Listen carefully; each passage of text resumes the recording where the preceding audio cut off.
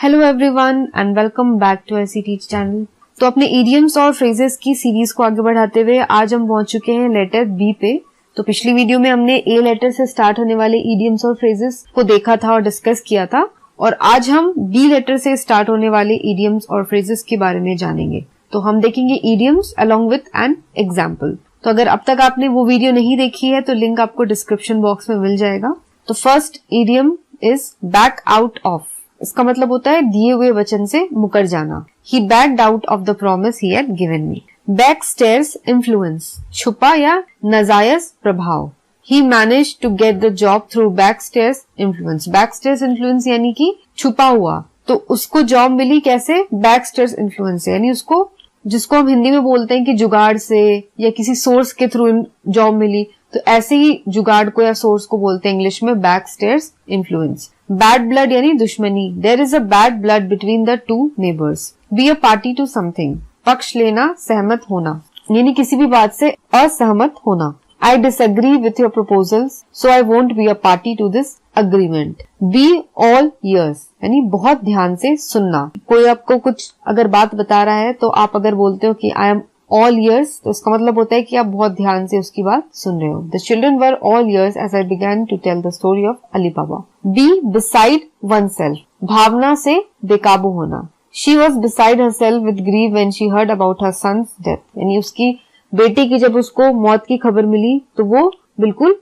बेकाबू हो गई थी, यानी दुख से वो बिल्कुल बेकाबू हो चुकी थी, दुख में। Be born with a silver spoon at one's mouth, यानी अत्यंत धनवान होना, जिसको हिंदी में बोलते हैं कि मुंह में चांदी की चम्मच लेके पैदा हुआ है, तो उसका मतलब होता है कि वो जन्म लेते ही बहुत ज्यादा धनवान है। Pandit Nehru was born with a silver spoon in his mouth. Be bound to, निश्चित रूप से। We are bound to be late if you don't hurry, यानी हम बिल्कुल लेट होने वाले हैं अगर तुमने जल्दी नहीं की तो। बी बाउंड फॉर का मतलब होता है किसी निश्चित स्थान को जाना, तो बी बाउंड टू का मतलब होता है निश्चित रूप से, और बी बाउंड फॉर होता है कि किसी निश्चित स्थान पे जाना। The ship is bound for London, यानी शिप लंदन जाने वाली है।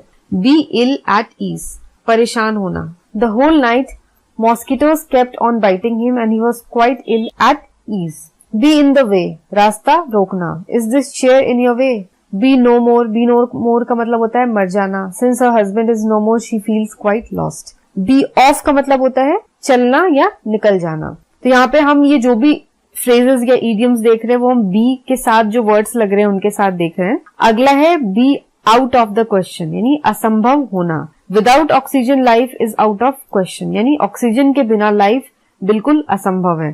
तो इम्पॉसिबल लिखने की जगह हम लिख सकते हैं be out of the question.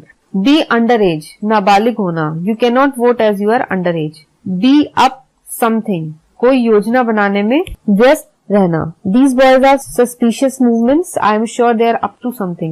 Be up to something का मतलब होता है कि कोई योजना बनाना। Be well off, धनवान होना। They own a house and a car, so they certainly are well off.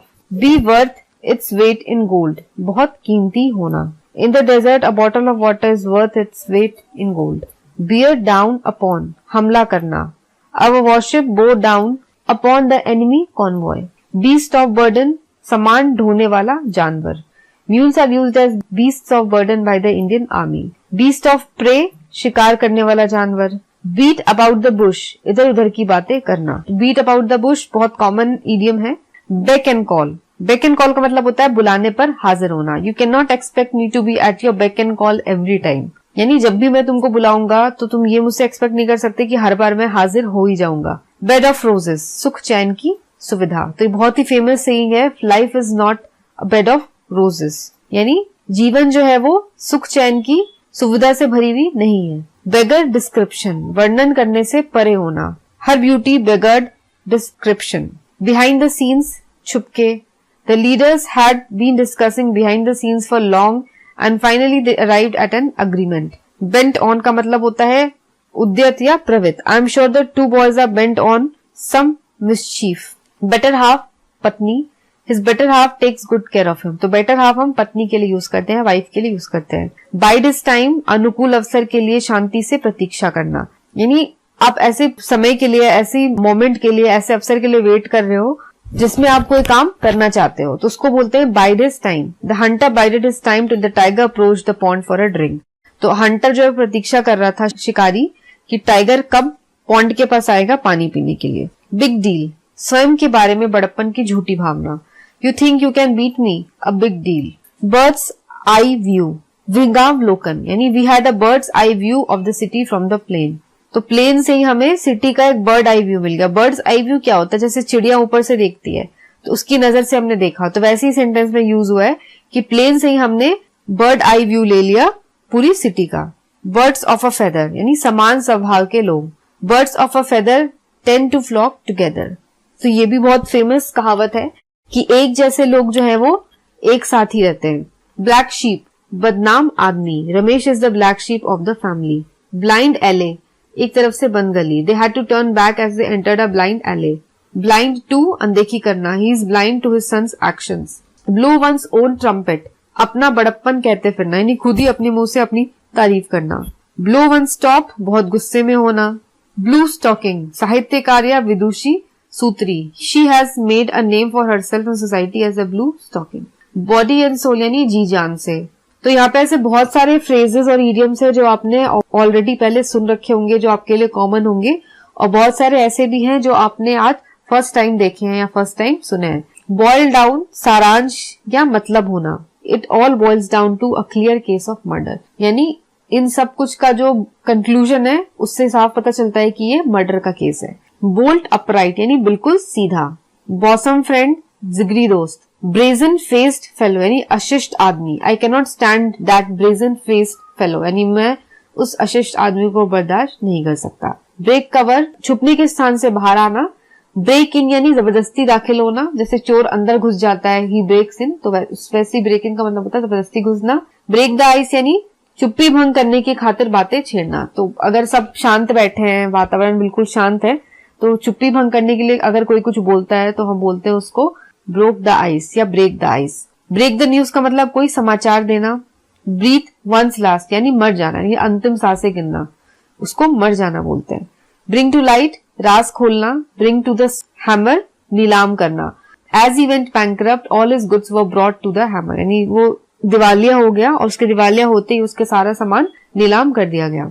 Broad day light, यानी दिन दहाड़े, यानी दिन दहाड़े चोर घर में घुसकर चोरी कर गए तो उसको हम बोलेंगे कि चोर आकर ब्रॉड डे लाइट में चोरी कर गए। ब्राउन स्टडी, विचारों में मग्न रहना। Shyam is in the habit of getting into brown study. Build Castle's in the air, हवा में महल बनाना। बर्निंग क्वेश्चन, यानी ज्वलंत प्रश्न, जो सबसे चर्चा में जो प्रश्न है, यानी अगर आज की डेट में कोई सबसे बड़ा सवाल है तो उसको हम बोलते हैं burning question. Burn the candle at both ends, अपनी शक्ति या धन का अधिक व्यय या खर्च करना। If you burn the candle at both ends like this, you will soon land up in the hospital.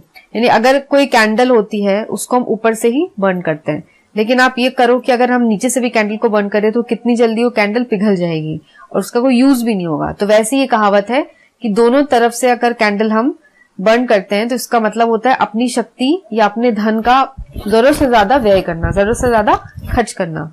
बरी द हैचेट, दुश्मनी भूलकर मित्रता करना। The two warring nations reached a truce and at last buried the hatchet. By and by, Aahista Aahista, यानी धीरे धीरे। By heart, कंठस्थ, यानी by heart हमें अगर कुछ याद है तो उसका मतलब हमें बिल्कुल कंठस्थ याद है। By himself, यानी अकेले। He went to his school by himself, तो इसका मतलब वो खुद से ही अकेले स्कूल गया। By the way, यानी बात बात में यूं ही। By the way, are you married, यानी यूं ही मैं पूछ रहा हूँ बात बात में कि क्या तुम शादीशुदा हो, तो कैजुअली ये बोलते हैं by the way। तो इसी के साथ ये बी लेटर्स के जितने इडियम्स और फ्रेजेस हमने देखने थे वो यहाँ पे खत्म होते हैं। और आई होप कि ये सारे बी लेटर के जो इडियम्स और फ्रेजेस जो हमने आज पढ़े हैं वो आपको कम्युनिकेशन में या डेली स्पीकिंग में या राइटिंग में आपको जरूर यूज आएंगे या यूजफुल साबित होंगे आपके लिए। तो आज की ये वीडियो अगर पसंद आई हो तो लाइक जरूर करें और इस वीडियो को अपने फ्रेंड्स के साथ भी शेयर करें। तो नेक्स्ट वीडियो में मैं आपको मिलूंगी, तब तक के लिए take care and have a nice day.